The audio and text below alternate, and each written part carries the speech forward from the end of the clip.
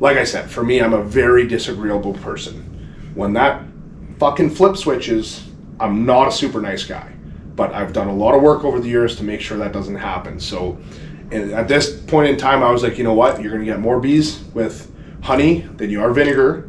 Let's see what comes of this. Let's not flip our lid just yet. Let's not be 18. Exactly. I'm a grown-ass man. So we send messages to all these people, hey, because there was rumors going around that he was in the hospital and this and that. And you know what?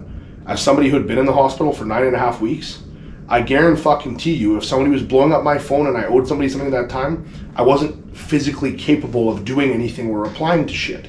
So I'm like, maybe this guy is in a situation like this. So I send these messages out. We send messages out to his mom, his stepmom, everybody you can imagine that's related to this guy. Finally, within a few days, we get a message back from his wife. And she says, hey, he was in the hospital, this happened. Thank you so much for not threatening us and whatnot. So clearly other people went that route. Oh, yeah. So we get added to there's a guy named Nick Trigili he used to run a big YouTube channel called Bodybuilding and BS. He's an ex-pro bodybuilder. If you ask me, he's an idiot. But he ran like a news outlet for bodybuilding. I know, I've watched a lot of this. Yes. And so Nick Trigili, he got banned actually off of YouTube, and now he just has Bodybuilding and BS on Instagram and stuff. But he basically added us to a group chat because he had seen, and people had said that we were a part of this thing. So we get added to a group chat with like 40 other people in it, who all are owed equipment by this guy. There was a couple people who were owed like over 200K US. Ours was like 150K US that we were owed by this guy. And all this shit's happening. And in this group, guys are just saying the most outrageous shit. Like they're going to kill him and here's his address. They're taking pictures of his warehouses and shit. And I'm like, first and foremost, if you're about to do some criminal shit, you maybe shouldn't be posting it in a group with 40 other strangers that could literally get you fucked over. Second of all, I want nothing to do with this. I'll figure my shit out on my own. So she messaged us this, tells us all this stuff. And I was like, hey, listen, I get it. You guys have been going through a tough time. I need Tyler to call me. I just simply need to talk to him. Do you have my equipment?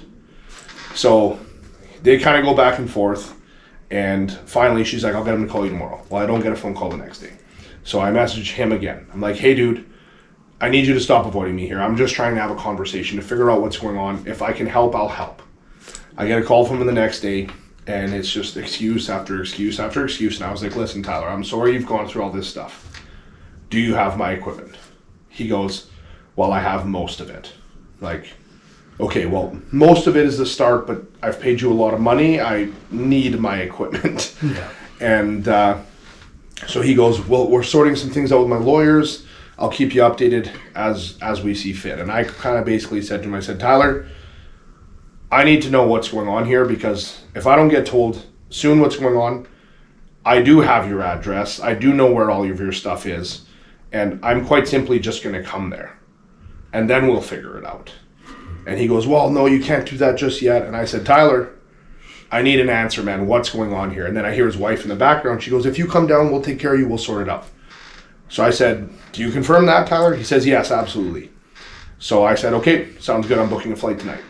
I hung up the phone with him. This was at like 4:35 p.m. I called my wife. I said, book me, Dylan, and Tyler a flight to Arkansas as soon as possible. I called Dylan. My wife's texting me at the time. Flights are booked for this time. I called Dylan and Ty. Ty was currently living in Calgary. Dylan was back and forth between Regina and Edmonton, half and half, renting a house here, had his home there. Dylan's passport was in Regina. Oh, he was in Edmonton at the time. Ty was in Calgary. I called Ty, get to Edmonton. We're going to Arkansas tonight to figure out our equipment.